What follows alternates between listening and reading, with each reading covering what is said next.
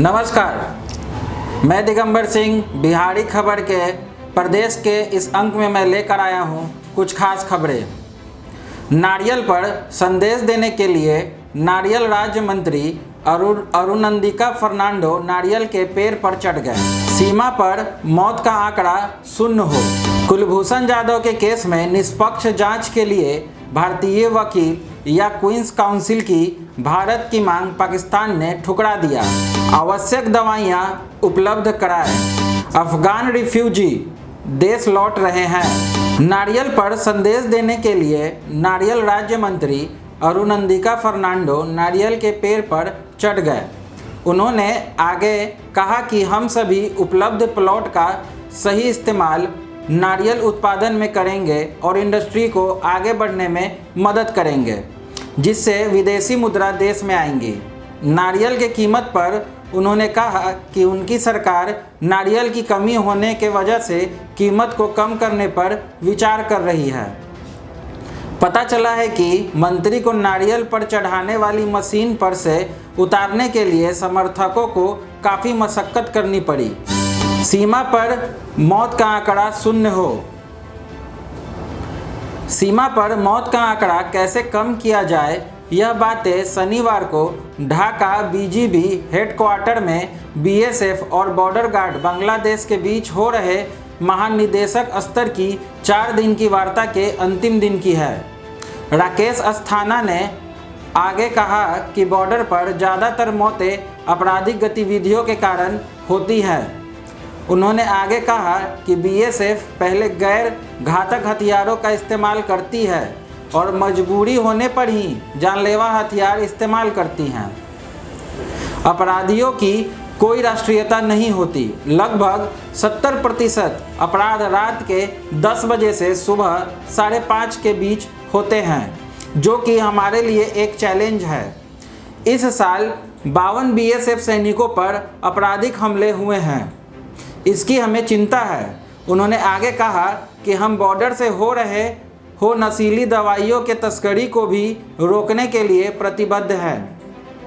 हम लोग joint patrolling से तस्करी पर रोक लगा लेंगे, ऐसा हमें विश्वास है। कुलभूषण जाधव के केस में निष्पक्ष जांच के लिए भारतीय वकील या क्वींस काउंसिल की भारत की मांग पाकिस्तान ने ठुकरा दिया। विदेशी ऑफिस से प्रवक्ता जाहिद हाफिज चौधरी ने एक प्रेस ब्रीफिंग में कहा कि क्वींस काउंसिल का सवाल ही नहीं पैदा होता, क्योंकि कोई वकील जिसके पास लाइसेंस हो पाकिस्तान के कोर्ट में पेश होकर वही वहां जाधव का केस लड़ सकता है। क्वींस काउंसिल एक यूनाइटेड किंगडम क्राउन का वकील होता है, जो कि लॉर्ड चांसलर की सलाह पर नियुक्त किया जाता है। इसी महीने इस्लामाबाद हाई कोर्ट ने फेडरल सरकार को यह आदेश दिया था कि वह भारत को कुलभूषण जाधव के लिए वकील नियुक्त करने का एक और मौका दें, और सुनवाई को 1 महीने के लिए टाल दिया था। विदेश मंत्रालय के प्रवक्ता अनुराग श्रीवास्तव ने कहा कि पाकिस्तान सरकार ने आईसीजे के फैसले को अक्षरशः और पूर्ण रूप से लागू करने में अपने दायित्वों का पूर्ण रूप से निर्वहन नहीं किया। उसने अभी मूल मुद्दों को चर्चा में शामिल नहीं किया, जिसमें सारे जरूरी कागजात को साझा करना तथा बिना शर्त और बिना रुकावट के कुलभूषण जाधव को काउंसलर एक्सेस देना शामिल था। इसके साथ ही एक भारतीय वकील या क्वींस काउंसिल को उपलब्ध करवाना था। आवश्यक दवाइयां उपलब्ध कराएं। भारत ने कोरोना के खिलाफ लड़ाई में मदद करने के लिए मोजाम्बिक को मदद स्वरूप 13 किस्म की आवश्यक दवाइयां उपलब्ध कराई है। इस दवाई में हाइड्रोक्सी क्लोरोक्विन और पैरासीटामोल शामिल हैं। मोजाम्बिक में भारतीय उच्चायुक्त राजीव कुमार ने दवाइयों का कंसाइनमेंट मोजाम्बिक की विदेश मंत्री वेरोनिका को सौंपा।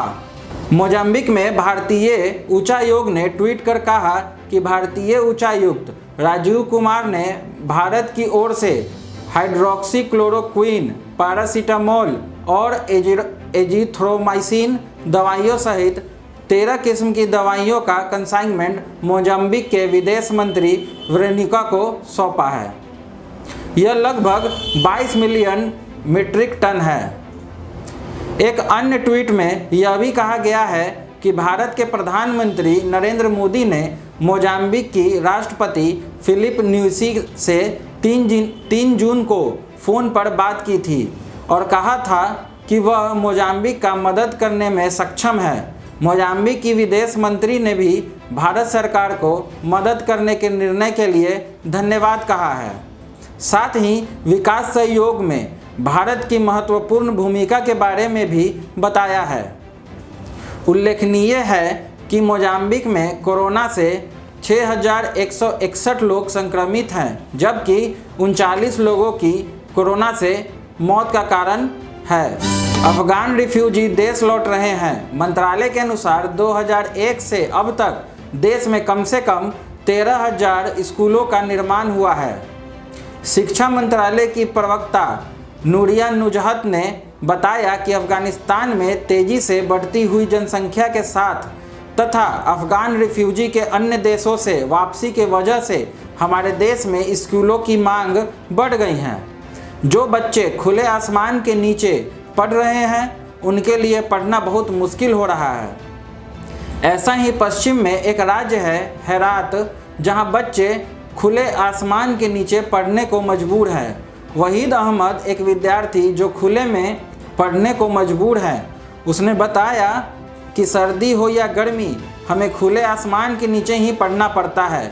इस वजह से कई बच्चे बीमार पड़ जाते हैं तथा कितनों ने स्कूल छोड़ दिया। दरअसल अफगान सरकार ने 2 साल पहले यह तय किया था कि 6,000 नए स्कूल बनाएगी, परंतु अभी तक यह निश्चय पूरा नहीं हो पाया। राष्ट्रपति ने प्रवक्ता सादिक सिद्दीकी ने बताया कि सरकार कुछ सालों में 6,000 नए स्कूलें बनाने की ओर अग्रसर है। और ख़ास खबरों के लिए बिहारी खबर के फेसबुक पेज और यूट्यूब चैनल को लाइक, शेयर और सब्सक्राइब करना ना भूलें। धन्यवाद।